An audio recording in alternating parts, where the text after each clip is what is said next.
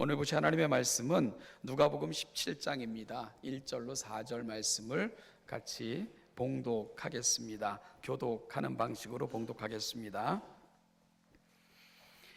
누가복음 17장 1절로 4절 교독합니다. 예수께서 제자들에게 이르시되 실족하게 하는 것이 없을 수는 없으나 그렇게 하게 하는 자에게는 화로다.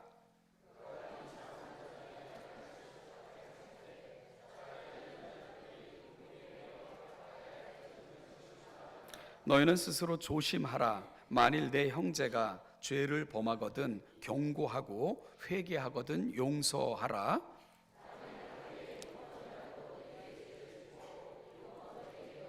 내가 회개하노라 하거든 너는 용서하라 하시더라. 아멘. 제가 지금까지 듣고 배운 그 성령 충만의 정의 중에 그 가장 인상 깊었던 것은 아주 오래된 일인데요.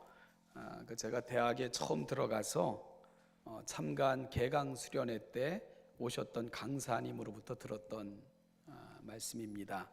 그때 강사님께서 이렇게 말씀을 하셨어요. 어린 제게도 젊었던 제게도 굉장히 마음에 큰 울림이 있었는데, 성령 충만은 어떤 현상이 아니라 아무리 작은 죄라도 크게 여겨 회개하는 것입니다. 이렇게 말씀을 하시더라고요.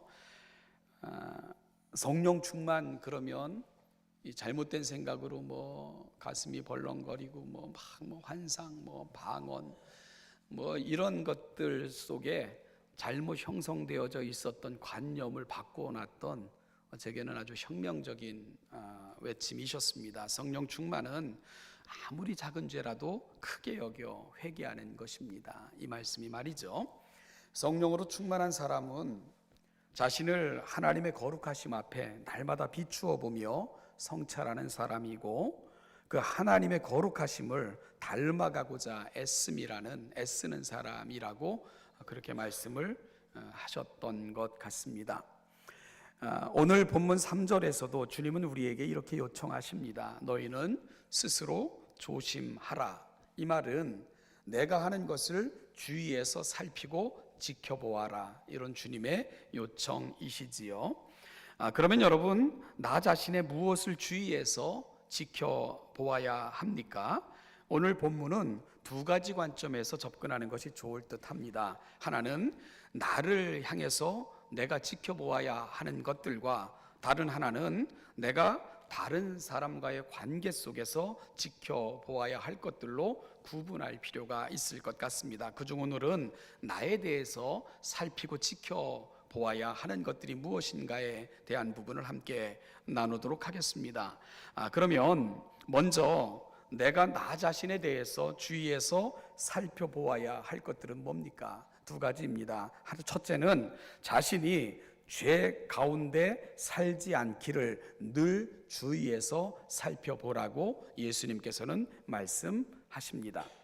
여러분, 그러기 위해서 우리는 다음과 같은 사도 바울의 권면의 말씀을 기억할 필요가 있습니다. 사도 바울은 자신이 세상을 떠날 때가 가까워 왔다고 느껴졌을 때에 디모데에게 사랑 가득한, 가슴 가득한 그런 편지 한 통을 이렇게 보내게 됩니다. 마치 자신의 유언과도 같이 전달되어진 그 편지가 저와 여러분들이 읽으면서 감동을 받는 디모데 후서입니다. 디모데는 믿음의 아버지요 좋은 스승이며 동역자였던 사도 바울이 떠날 때가 되었다고 생각하며 그 편지를 받았을 때에 그 누구보다도 서운했을 것이고요, 또한 두렵기도 했을 것입니다. 사도 바울은 지금까지 디모데에게 어떤 사람이었습니까? 필요한 것들을 가르쳐주고, 때론 잘못한 것들을 책망도 하고, 그릇된 것들을 교정해 주기도 하고요, 심지어는 그의 곁에서 늘 그와 함께 동행했던 트레이너와도 같은 그런 존재였기 때문입니다. 사도 바울은 이와 같은 디모데의 마음을 알았기에 디모데 후서를 써서 그에게 보냈던 것입니다. 그 편지의 많은 내용 중 가장 인상적이고 우리에게 잘 알려진 부분이 디모데후서 3장 15절부터 17절입니다. 사도 바울은 이 부분에서 모든 성경은 하나님의 감동으로 된 것으로 교훈과 책망과 바르게 함과 의로 교육하기에 유익하니 이는 하나님의 사람으로 온전케 하며 모든 선한 일을 행하기에 온전케 하려 함이라. 이런 말씀을 적어 보내고 있습니다. 사도 바울은요, 이 부분에서 디모데에게 자신이 떠나도 걱정하지 않아도 되는 이유를 설명합니다. 왜냐하면 자신이 떠난다 할지라도 디모데에게는 더 좋은 능력 있는 좋은 스승이 있기 때문이라는 거죠. 여러분, 자신보다 더 좋은 스승, 능력 있는 스승, 그런가 하면은 좋은 그 권면할 수 있는 스승, 사도 바울은 누구를 추천하고 있는 겁니까? 누구라기보다도 무엇을 추천하고 있는 거죠? 성경을 추천하고 있는 것입니다. 이 성경을 곁에 두고 끊임없이 읽고 묵상하면 이 성경은 그로 하여금 하나님의 사람으로 온전해질 수 있도록 필요한 것들을 교훈해 줄 것이고, 죄에 빠지지 않도록 때론 책망도 할 것이고, 그리고 잘못 붙들고 살아왔던 것들을 교정해 줄 뿐 아니라 운동선수 곁에 트레이너처럼 그의 곁에서 끊임없이 그를 성숙한 사람으로 훈련시켜 줄 것이다 라는 말을 디모데에게 전하고 있는 겁니다. 사도 바울은 디모데에게 성경을 늘 곁에 두고 부지런히 읽고 묵상하면 바로 이 성경이 그로 하여금 하나님의 온전한 사람으로 모든 선한 일을 행할 온전한 인격으로 자라가도록 도와줄 것이라고 부탁하며 권면하며 늘 성경을 가까이 두라고 그렇게 권면하고 있는 것입니다. 여러분, 오늘 우리도 마찬가지입니다. 우리는 우리의 행실을 끊임없이 살피고 지켜보아야 됩니다. 그리고 구원 얻는 방법에 대한 지혜를 얻어야 되고요. 알고 지은 죄는 말할 것도 없고, 혹시 모르고 지은 죄는 없는가 통렬하게 우리가 회개해야 되고요. 뿐만 아니라 우리가 살면서 때로는 잘못 알았기 때문에, 잘못 생각했기 때문에 우리가 어긋난 길로 가고 있는 것은 없는가, 우리가 잘못 생각하고 그것이 마치 맞는 것처럼 착각하는 것은 없는가 끊임없이 교정받아야 되고요.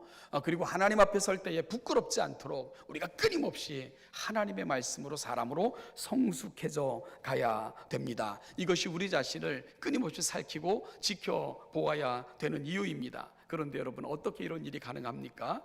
성경을 곁에 두는 것입니다. 성경을 곁에 두는 거예요. 성경을 내 인생 최고의 스승으로 삼고 인정하고 그 성경을 옆에 두고 그 성경의 지도를 받는 것입니다. 성경을 늘 읽고 묵상하는 가운데 우리가 구원에 대해서, 하나님의 자녀의 놀라운 신분과 하나님의 자녀에게 요청되는 부분에 대한 교훈을 받아야 되고요. 성경이 그건 아니라 지적하면 회개해야 되고요. 우리가 몰랐던 부분에 대해서 가르쳐주면 교정받아야 되고요. 끊임없이 성령과 동행하면서 하나님 원하시고 기뻐하시는 길을 걸을 수 있는 능력을 우리 가운데 회복해야 되는 것입니다. 이것이 바로 우리가 좋은 스승인 성경을 곁에 두고 바울이 디모데에게 이야기했던 것처럼 오늘 우리의 결심도 그리 가야 하는 이유입니다. 요즘 미국으로부터 시작된 그 미투 운동이 사회 전반을 그 폭풍처럼 그렇게 휘몰아치고 있고요.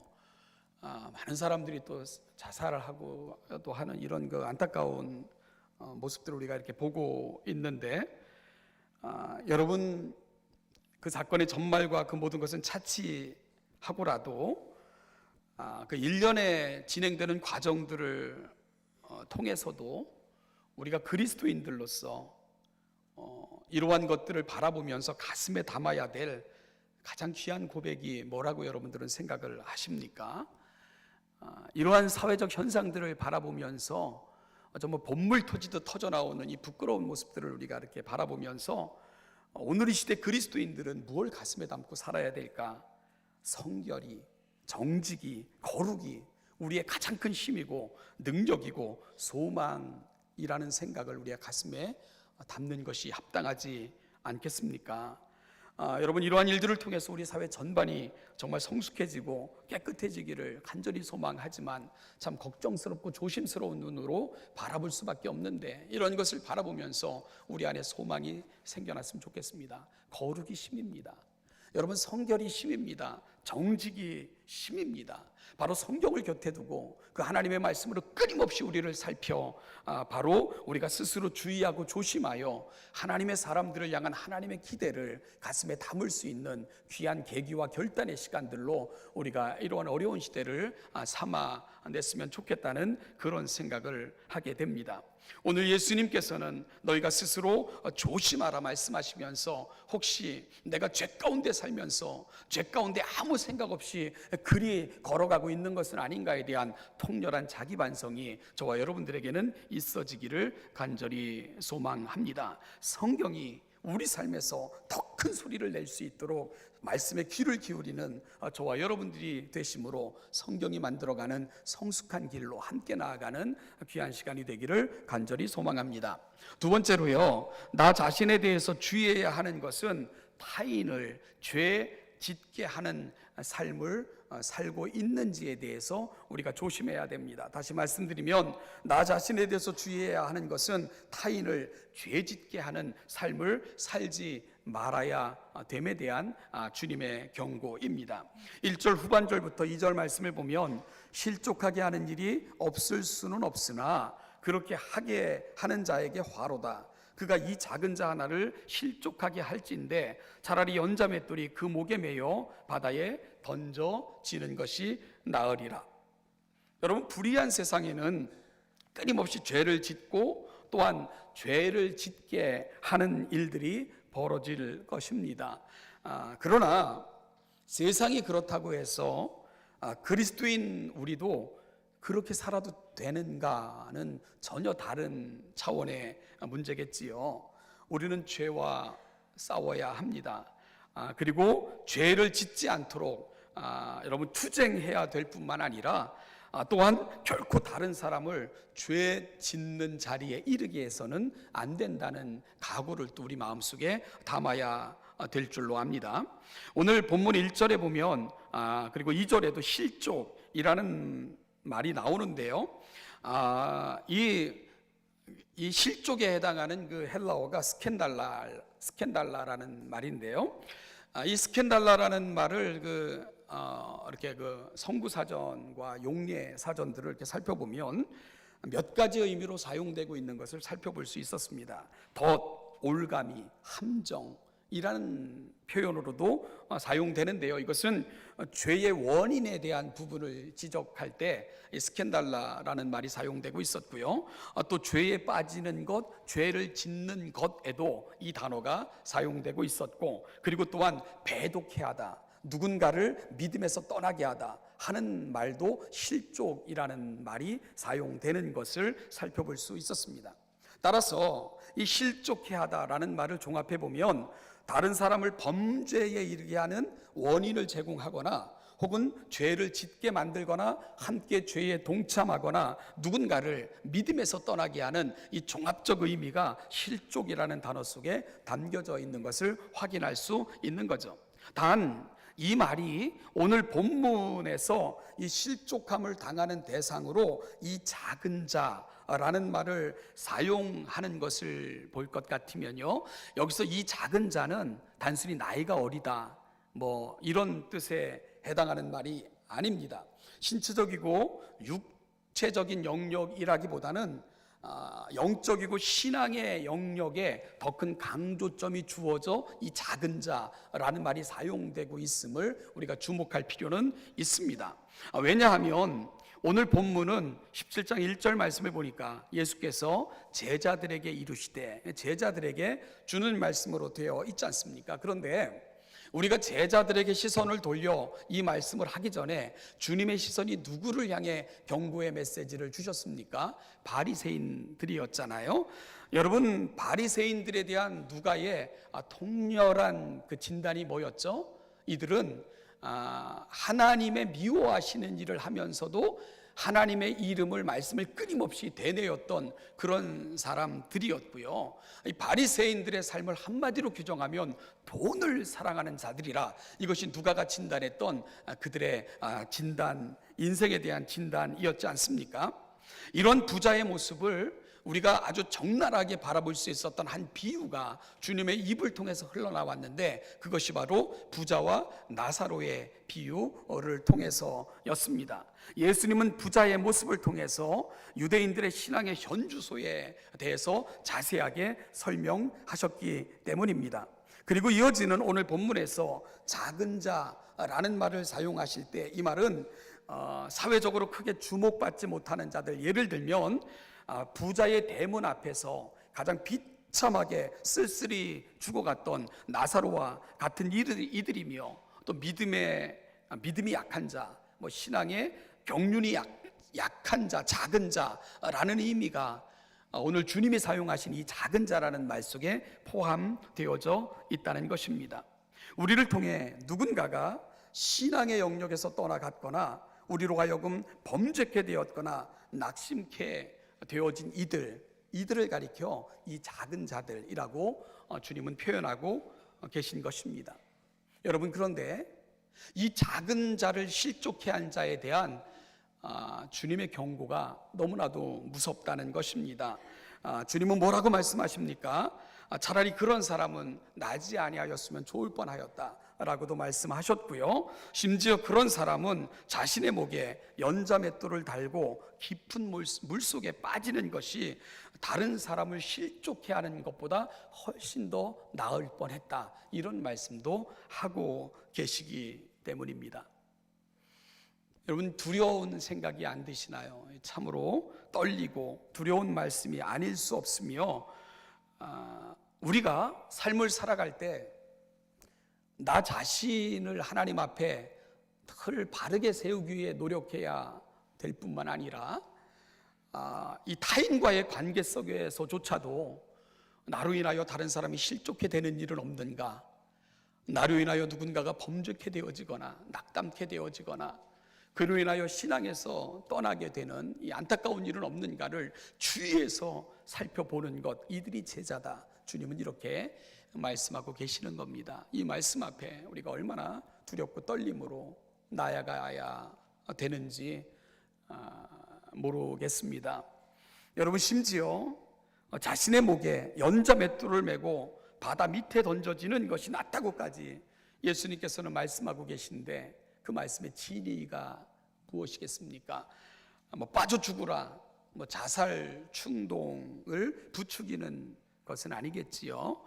이만큼 죄의 문제, 내가 하나님 앞에 정말 바르게 살고 있는가, 다른 사람과의 관계 속에서 나는 거룩을 퍼뜨리며 하나님의 하나님다움을 보여주며 살아가고 있는가에 대해 통렬하게 살피고 또 살피고 조심하라고 예수님께서는 말씀하고 계신 것입니다.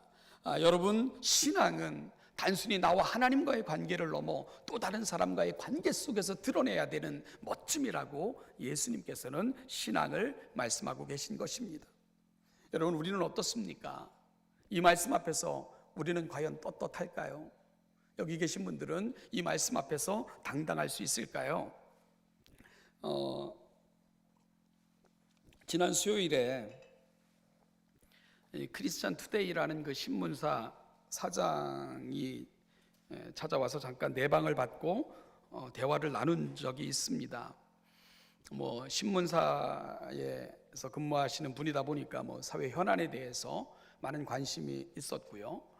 그리고 또 학교에서 강의도 하시는 그런 분이셨는데, 이런저런 얘기하다 한국교회 현주소에 대해서 이렇게 얘기를 나누게 됐습니다. 그러다가 자연스럽게 우리 젊은이들의 문제, 그러니까 왜 한국교회를 젊은이들이 등을 지고 있는가, 이런 얘기를 잠깐 나눴습니다. 그러면서 지금 본인이 그 연세대학교에서도 이렇게 강의를 하고 있는데, 기독교 학부에 이렇게 강의를 수강한 학생들에게 교양 과목 이런 게 거긴 필수가 있겠죠. 물어본데요, 혹시 기독교 신앙을 갖고 계신 분들이 있으면 표시해 주세요라고 요청을 하면, 여러분, 연세대학교가 미션이지 않습니까? 미션 스쿨이잖아요. 그런데 지금 대학에 들어온 학생들이 나는 기독교인이에요, 교회에 정규적으로 출석해요 하고 자신을 표현하는 사람이 3%, 4%가 안 된답니다. 그러면서 굉장히 안타까워했어요. 제가 한 10여 년 전에 저도 일반 대학에서 강의를 했던 적이 있습니다. 그때 이 온전한 출석부가 만들어지기 전에 이 가출석부를 돌려요. 수강 정정 기간도 있고 그러니까. 그러면 제가 요청을 했었어요. 혹시 이름을 쓰고 옆에다가 교회 정규적으로 출석하는 기독교인이면 표시를 해주셨으면 좋겠습니다. 저도 그렇게 요청을 했었죠. 제가 강의할 때가 한 10% 정도가 됐어요. 고등학교를 졸업하고 대학이 들어온 학생들이 나는 그리스도인이에요 이렇게 표시를 해줬던 학생들이 한 10% 내외였는데 지금 크리스천 투데이 사장이 요청을 하면 3%, 4%를 넘지 않는다, 이런 얘기를 했습니다. 여러분, 제가 강의할 때도 1000만 기독교인 막 외쳤던 때인데 이미 젊은 친구들이 신앙을 떠나는 일이 굉장히 급속하게 진행되고 있었고 지금은 걷잡을 수 없을 정도로 한국교회를 휩쓸고 있는 거죠. 얼마 전에 한국교회의 아주 대형 교회, 아주 대표적인 교회에서 권사님으로 심호하시는 분을 한번 만나서 대화를 나누는 중에 그 교회도 이 젊은이들의 이탈 현상을 심각하게 고민하고 있습니다, 이런 얘기를 하시더라고요. 여러분, 그러면 우리가 좀 심각하게 질문을 해봐야 되지 않겠습니까? 왜 젊은이들은 교회를 등지는 걸까? 왜 떠나는 걸까? 물론 목회자인 제가 이 부분에 대해서 가장 통렬하게 책임감을 느낍니다. 부끄럽고 낯이 뜨거운 통계이고 견딜 수 없게 만듭니다. 그리고 여러분, 또 한 가지는 기성세대인 저와 여러분들에게도 책임이 있지 않겠습니까? 이런 책임을 좀 통감해야 되지 않겠습니까? 어느 통계에 보니까 이 나라의 젊은이들이 기회만 되면 이 나라를 떠나겠다고 응답한 사람이 60%를 훨씬 상회하고 있습니다. 왜 이 나라를 떠나고 싶습니까? 난 기회만 되면 외국 나가서 살고 싶어요. 그런 젊은이들이 65%에 육박한다는 거예요. 이유가 뭡니까? 부끄럽다는 거예요. 이 나라 백성으로 사는 게 부끄럽다는 겁니다. 여러분, 이 나라에서 사는 게 행복하지 않대요. 그리고 이 나라에서 더 이상 소망을 발견할 수 없답니다. 그래서 떠나고 싶대요. 이게 이 나라의 현실입니다. 여러분, 왜 이 나라가 이 지경이 되었을까 생각하면 정말 가슴이 미어집니다. 정치인들을 보면 이 나라에 정말 소망이 있는가? 없다. 이것이 젊은이들의 결론이라는 거예요. 그런데 교회를 떠나는 젊은이들에게서 똑같은 소리가 들려진다는 겁니다. 내가 기독교인이라는 게 행복하지 않대요. 내가 그리스도인이라는 게 자랑스럽지 않대요. 무엇보다도 내가 교회의 일원이라는 게 부끄럽다는 얘기들을 아주 쉽게 들을 수가 있습니다. 무엇보다도 교회가 세상과 다른 같이 나은 모습을 보여주지 않기에 교회에도 소망이 없답니다. 그러면서 교회를 떠나고 있는 거예요. 그러면서 교회를 등지고 있는 것입니다. 여러분, 누가 이들을 이렇게 만들었나요? 세태입니까? 아닙니다. 무엇이들로 하여금 교회에 절망을 느끼게 만든 겁니까? 먼저 믿은 우리 아닙니까? 먼저 예수 믿는다고 이 오랜 세월 동안 신앙생활했다고 하는 저와 여러분들이 이렇게 만든 것은 아닙니까? 목회하면서 많은 분들을 만납니다. 여러분, 그런데요, 많은 사람들이 우리 부모님이 다니는 교회는 결코 나가지 않겠다고 하는 자녀들이 얼마나 많은지 아십니까? 부모님 때문에 신앙을 버렸다고 하는 가정들도 많아요. 부모님 때문에 이단에 들어간 아이들도 있고, 교회에 대해 부모님들이 하는 이야기들, 비방, 험담, 헛된 소문, 이런 것들을 그저 하고 다니는 젊은 아이들도 굉장히 많습니다. 때론 직장에서 만난 그리스도인 상사, 동료, 사업주들로 인해 너무나도 심각한 상처를 받아 아니, 믿는 사람이 왜 저래? 하면서 푸념어린 그 마음의 아픔을 토로하는 너무나도 많은 사람들도 저는 만나봤습니다. 그러니 어찌 그들의 신앙이 성장할 수 있겠습니까? 어찌 우리들의 자녀들이 교회 안에서 신앙인으로 자라가는 것을 자랑스럽게 느끼겠습니까? 그러면 오늘 우리는 누군가를 실족하게 만드는 사람들은 아닌가요? 여러분, 우리로 말미암아 누군가가 신앙에서 떠나고 있는 것은 아닙니까? 우리 때문에 누군가가 신앙의 깊은 내상을 입고 있는 것은 아닙니까? 주님은 제자를 바라보시면서 이 말씀을 하고 싶은 거예요. 제자란 말이다, 하나님과 나와의 관계뿐만이 아니라 우리를 통해 하나님의 나라를 볼 수 있도록 만들어주는 사람들, 그들이 제자들이란다, 이렇게 말씀하고 싶으신 거죠. 예루살렘을 방문해 보면 감람산에 예루살렘 전체를 한눈에 조망할 수 있도록 설계된 교회가 있습니다. 이름이 도미누스 플레비트 교회라고 이름이 붙여져 있습니다. 라틴어로 예수가 눈물을 흘리다, 주님이 눈물을 흘리다, 그런 뜻을 갖고 있는 교회입니다. 교회 외관이요, 눈물 모양을 하고 있어요. 그리고 지붕의 네 귀퉁이에는 예수의 눈물, 슬픔을 상징하는 주님이 담아 놓으셨을 듯한 항아리가 사방에 이렇게 만들어져 있습니다. 이곳에서 예수님께서 예루살렘 붕괴를 예언하시면서 눈물을 흘리며 설교하셨다는 곳으로 알려져 있고요, 그곳에 도미누스 플레비트 교회를 세우게 된 것입니다. 그래서 교회 제단에는 예루살렘아 예루살렘아, 선지자들을 죽이고 내게 파송된 자들을 돌로 치는 자여, 암탉이 그 새끼를 날개 아래에 모음같이 내가 내 자녀를 모으려 한 일이 몇 번이더냐, 그러나 너희가 원하지 아니하였도다. 이 말씀을 생각나게 하는, 암탉이 날개 아래 병아리를 품은 그런 그 모자이크가 그 제단 아래는 새겨져 있기도 합니다. 그리고 그 마당에는 예수의 머리에 씌웠다고, 그 재료로 만들었다고 하는 가시나무가 그 정원에는 이렇게 자라고 있고요. 그곳을 이렇게 방문하는데 갑자기 함께 갔던 저희 집사람이 떨리는 목소리로 그런 얘기를 하더라고요. 그러니까 이곳에서 주님께서 저곳을 바라보시며 눈물을 흘리시며 그렇게 기도하셨다는 거지, 이렇게 얘기를 하더라고요.